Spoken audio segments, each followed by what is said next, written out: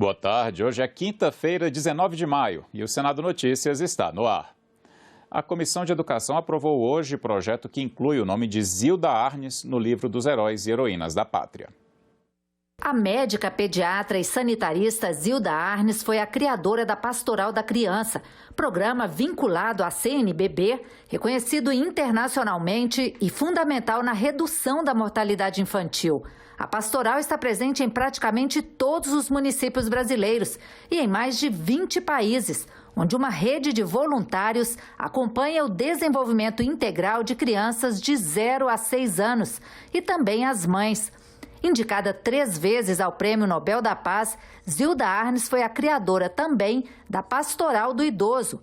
Ela morreu em 2010 durante um terremoto que atingiu o Haiti. Zilda Arnes propunha uma existência digna, feliz, integralmente amparada para as pessoas idosas menos favorecidas. A doutora Zilda Arnes Neumann, na verdade, é minha tia, irmã do meu pai, irmã de Dom Paulo Evaristo Arnes, que também teve um papel importante, né, na história do Brasil. Nós temos que ter no Brasil essas referências de bons trabalhos, de boas pessoas, tantos que se dedicam para que o Brasil seja melhor. E a doutora Zilda, tia Zilda, né, estar no livro dos Heróis e Heroínas da Pátria, vai fazer com que isso também se torne perene. Não é um passado distante que a gente tinha a desnutrição ocupando a maioria dos leitos infantis públicos desse país por criança com marasmo e cachorro. E ela, como pediatra, mais do que ninguém. E o que me chamava a atenção era o poder de convencimento, de agregação que a doutora Zilda tem.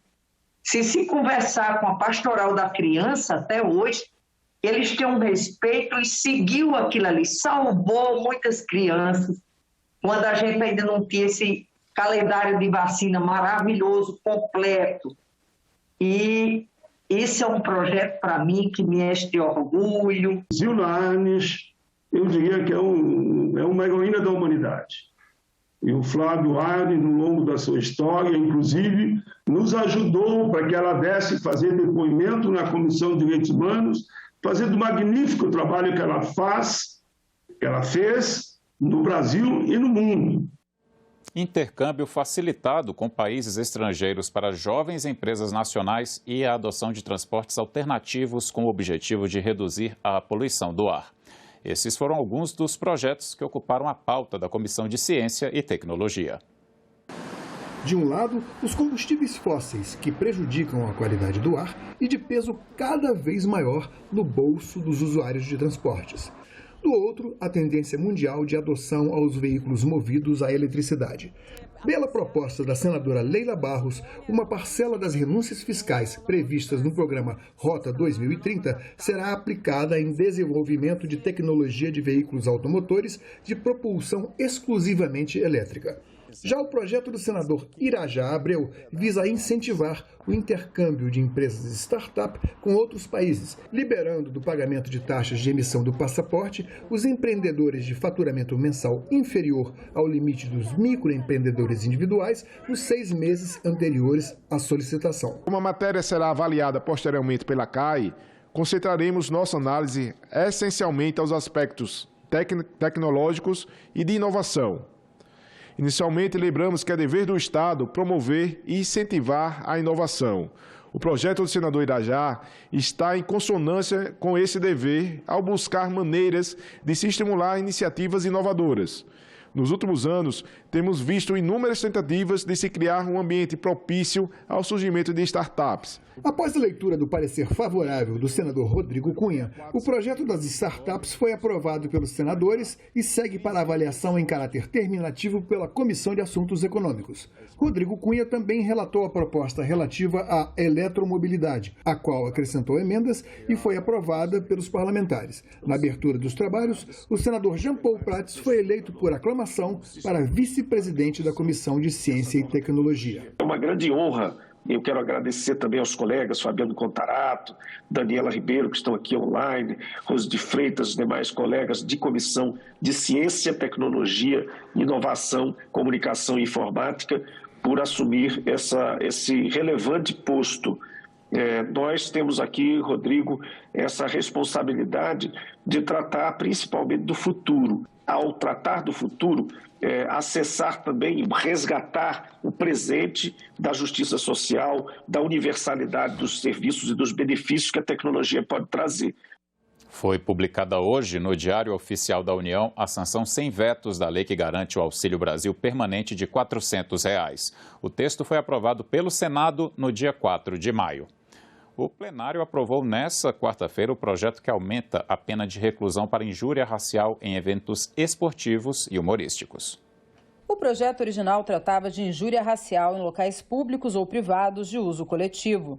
Mas o relator, senador Paulo Paim, alterou o texto, deixando clara a aplicação da nova regra quando o crime for praticado em eventos esportivos, religiosos, artísticos ou culturais. Tudo que a gente conquista com essa consciência que a gente tem dos compromissos sociais, a gente conquista como se estivesse refazendo, construindo a história de tanta irracionalidade que hoje nós vemos estampada nos campos de futebol, nas ruas, e muitas mulheres na questão da violência.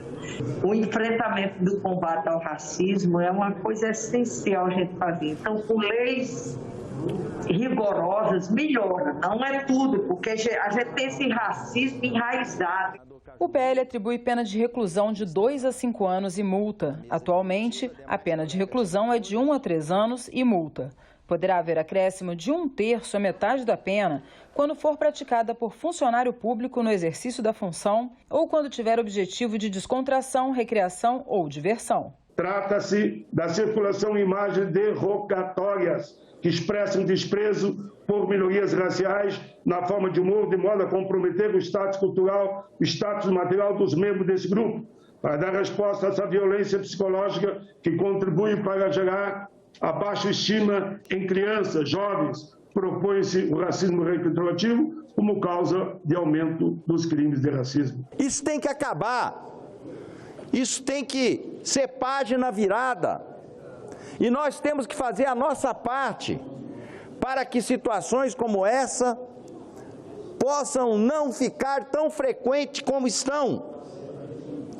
Medidas mais punitivas, fazendo com que as pessoas possam entender o caráter perverso que uma situação como essa gera na pessoa, em toda a sua família, em toda a sociedade brasileira. Um avanço histórico, exatamente na contramão da insensibilidade humana, do desamor, da violência, do preconceito, da avacalhação da nacionalidade, que é o racismo. O racismo repugnante, deplorável, que se repete em nosso país com uma insistência injustificável, deve ser combatido por todos os brasileiros de bem, especialmente com uma instituição essencial ao Estado de Direito, como é o Senado Federal. E é isso que fazemos nesta tarde e noite. O Senado Federal repudia o racismo. Antes da sessão, o presidente do Senado, Rodrigo Pacheco, falou sobre o papel do Senado na aprovação de projetos desse tipo. Essa pauta é importante para nós no Senado. A gente tem visto muitos episódios e vocês da imprensa têm cumprido um papel importante também de mostrar isso para a sociedade, que ainda a gente vê em estádios de futebol pessoas sendo discriminadas em razão da cor da pele, inclusive jogadores em campo, por manifestações da torcida e por manifestação também de colegas jogadores. Isso tudo é muito triste no Brasil e é uma luta constante de enfrentamento que nós estamos fazendo e vamos continuar fazendo no Senado Federal. Os senadores também aprovaram os textos de 2 medidas provisórias que tinham prazo até 1º de junho. Uma delas abre crédito para compra, produção e fornecimento de vacinas contra a Covid-19. A primeira medida provisória aprovada pelos parlamentares abre crédito extraordinário para o Ministério da Saúde no valor de 6,4 bilhões de reais. O montante vai ser destinado para a compra de vacinas contra a Covid-19. De acordo com o relatório, o objetivo é viabilizar a produção e fornecimento de 120 milhões de doses de vacinas pela Fundação Oswaldo Cruz. além da aquisição de doses do imunizante junto a fornecedores privados e outras despesas necessárias para o esforço de imunização contra a Covid-19. Gostaria de dizer que, como médica, quando eu vejo esses valores, eu transformo em quantas vidas nós vamos salvar. É uma medida provisória que não são só cifras, são centenas, milhares de brasileiros e brasileiras que vão ser beneficiados com esses recursos aqui que foram destinados para essa medida provisória. A outra MP aprovada altera para no mínimo 40% o repasse obrigatório do Fundo Penitenciário Nacional aos fundos de estados, Distrito Federal e municípios. O novo percentual vai ser aplicado nos exercícios futuros. Os recursos do fundo são aplicados em grande diversidade de ações, com repasse ao Distrito Federal, aos estados e aos municípios. Estes podem estabelecer e executar as ações e estratégias diversas, como, por exemplo, a construção, manutenção e ampliação de unidades prisionais. A IFE, Instituição Fiscal Independente, divulgou ontem o relatório de acompanhamento fiscal do mês de maio. Segundo o relatório da Instituição Fiscal Independente, o quadro fiscal brasileiro melhorou desde a última avaliação. Por outro lado, o controle da inflação deve colocar um freio na arrecadação e na queda da dívida pública. Então, a gente tem sim uma perspectiva de maior crescimento esse ano. Não é nada tão vigoroso, 1%, mas é maior do que não só a IFE, mas todas as principais casas previam poucos meses atrás.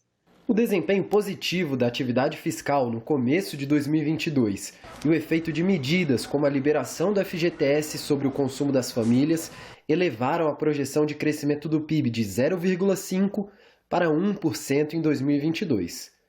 Apesar disso, a previsão para o PIB de 2023 caiu pela metade, de 2% para 1%. O Índice de Preços ao Consumidor Amplo, o IPCA, termina 2022 em 7,9% e cai a 4% em 2023. Diante da piora da inflação, a taxa Selic, por sua vez, chega a 13,25% neste ano e recua para 9,5% em 2023. A receita primária, já descontadas as transferências a estados e municípios, deve ficar em 18% do PIB em 2022. O desempenho da arrecadação é tal que ele chega a compensar essas medidas que têm sido tomadas pelo lado da receita e algumas ampliações de gastos que estão sendo contratadas para esse ano e para o ano que vem. No caso desse ano, reajuste, no caso do ano que vem, a manutenção do Auxílio Brasil com aquele benefício médio de R$400, o piso de R$400. No ambiente externo, a IFI considera que a invasão da Ucrânia piorou o cenário econômico mundial. E isso também afeta o Brasil. Com a inclusão da guerra entre Rússia e Ucrânia, isso está tendo um impacto grande. São grandes produtores de commodities. A gente já vinha com um movimento de muita apreciação das commodities e agora, então, com a guerra, isso se intensificou muito mais. A Instituição Fiscal Independente foi criada em 2016 com o objetivo de ampliar a transparência nas contas públicas e, periodicamente, analisa e divulga estimativas sobre o cenário fiscal brasileiro. O relatório final da CPI da Chapecoense foi apresentado ontem, mas diante de apelos de familiares das vítimas do acidente aéreo e de senadores, a comissão decidiu estender os trabalhos até a data limite para o seu funcionamento, 11 de julho. O acidente com o avião da empresa Lamia, que transportava jogadores do time chapecoense para a final da Copa Sul-Americana na Colômbia, foi em novembro de 2016.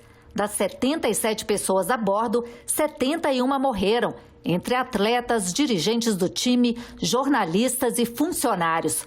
Quase 6 anos depois, vítimas e familiares ainda lutam na justiça pela indenização. O principal alvo das ações judiciais é a seguradora britânica Tokio Marine, que atuava como resseguradora do voo que caiu nos arredores de Medellín.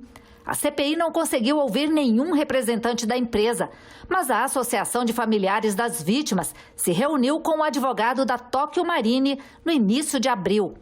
Mara Paiva, representante da Associação das Famílias, ouvida pela CPI nesta quarta-feira, disse que saiu frustrada dessa negociação no mês passado. Depois de 6 anos, nós somos chamados para conversar com a Tokio Marine.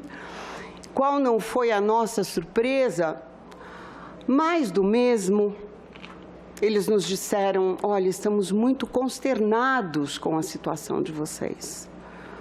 E o que temos para oferecer para vocês é exatamente aquilo que vocês já sabem. Uma apólice subdimensionada para uma aeronave que carregava uma média de 100 pessoas, com um risco agravado porque carregava times de futebol, mas recebemos os pesares da Tokio Marine. Eu só tenho a lamentar. Mas eu acho que tudo que conseguimos até hoje e tudo que o Senado Federal conseguiu para nós também não cai por terra, porque a CPI pode terminar, mas a nossa luta não termina. Eu quero que a senhora saiba que a nossa luta foi a minha e todos os senadores e senadoras, desde o primeiro momento, em apoiar. E não quer dizer que nós vamos encerrar a CPI. Não precisamos encerrar hoje obrigatoriamente a CPI, nós temos prazo. O advogado Luiz Inácio Adams, que atuou como mediador da reunião entre a Associação das Famílias e a seguradora Tokio Marine, considera que houve sim um esforço de negociação. A empresa apresentou o pagamento dos 25 milhões de dólares, que era o valor seguro.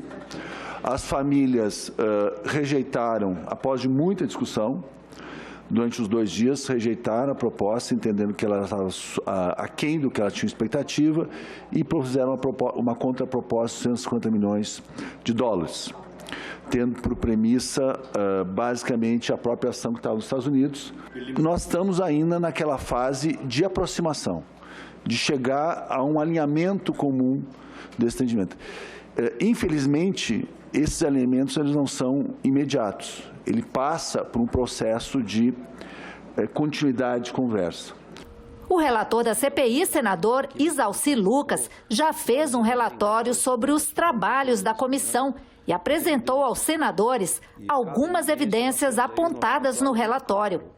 A primeira evidência é que o Ricardo Albacete e a Loredana Albacete gerenciavam de fato a Lamia. Está muito claro nessa evidência e nós tratamos disso no relatório. A evidência número 2 é que o sistema de logística falhou quando a contratação da Lamia. Tem muitas evidências e comprovações aí da falha da logística na contratação.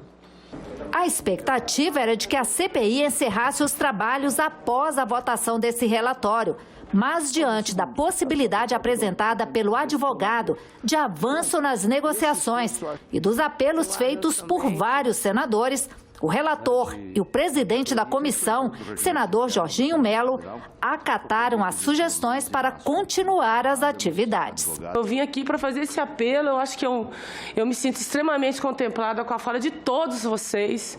É uma questão de justiça, nós não podemos iniciar essa CPI sem dar respostas a essas famílias, sem dar um mínimo de esperança para elas que a justiça, por menor que seja, por mais tardia que ela venha, ela será feita. Uma proposta de emenda à Constituição quer estabelecer novamente os antigos quinquênios para juízes e outras categorias do serviço público. A medida pode ser uma solução para os chamados supersalários, mas ela não é consenso entre os senadores. A proposta recria o adicional por tempo de serviço e prevê um subsídio de 5% a cada 5 anos para a magistratura e para os integrantes do Ministério Público, até o máximo de 35%. Esse adicional não faz parte do teto de remuneração estabelecido para os servidores públicos, que hoje é de quase R$ 39.300. A PEC é de 2013 e o primeiro signatário dela é o ex-senador Gin Argelo. O objetivo é valorizar a experiência desses profissionais e as respectivas carreiras. Chegou a ser analisada pela Comissão de Constituição e Justiça em 2014, foi aprovada na forma de substitutivo e foi debatida pelo plenário ainda em 2014, mas nunca chegou a ser pautada para votação no plenário. Ela foi arquivada em 2018 e voltou, foi desarquivada agora em 2019. Ela recebeu recentemente 10 novas emendas, todas elas estendendo a vantagem para alguma categoria do serviço público. Mas o texto ainda não é consenso entre os senadores. A PEC 63 ela deixa de fora os nossos defensores públicos, né? Mas inclui o Ministério Público. A justiça só funciona com as duas partes. De um lado, o Ministério Público como acusador e do outro lado, a Defensoria como defensora do cidadão que está no banco dos réus. Por que eu fortaleço tanto o acusador e deixo o defensor sobrevivendo em dificuldades? Essa PEC, ela constrange os senadores, porque nós não queremos nenhum tipo de embate com os outros poderes. Não é o momento, são 11 milhões de desempregados no país e uma discussão muito ampla. Se nós queremos realmente garantir aumento para as várias categorias, então vamos acabar com o teto salarial. Vamos ser mais honestos com os brasileiros, com os contribuintes. Acaba com o teto e cada poder dá o aumento e assume o ônus com os brasileiros da forma que achar melhor. O presidente do Senado, o senador Rodrigo Pacheco, defende o pagamento do chamado quinquênio, mas coloca como condição o fim dos supersalários. Nós temos também a pendência da apreciação de um projeto de lei que já foi aprovado no Senado, já foi aprovado na Câmara, voltou para o Senado e hoje está na CCJ, que regula o extrateto, as verbas indenizatórias e que busca encerrar de uma vez por todas a possibilidade dos chamados supersalários no Brasil. Então, essa é a lógica principal de se regular essas verbas indenizatórias com clareza, com limitações, respeitando-se o teto constitucional remuneratório e, ao passo disso, em contrapartida, a estruturação da carreira através dos adicionais de tempo de serviço. Corrige uma injustiça, que é o fato de que alguém em início de carreira tem a mesma remuneração de um profissional no final da carreira. Isso acaba sendo um desestímulo. Ficamos por aqui. Você pode rever as reportagens desta edição na nossa página na internet, senado.leg.br/TV. Muito obrigado pela companhia e até a próxima.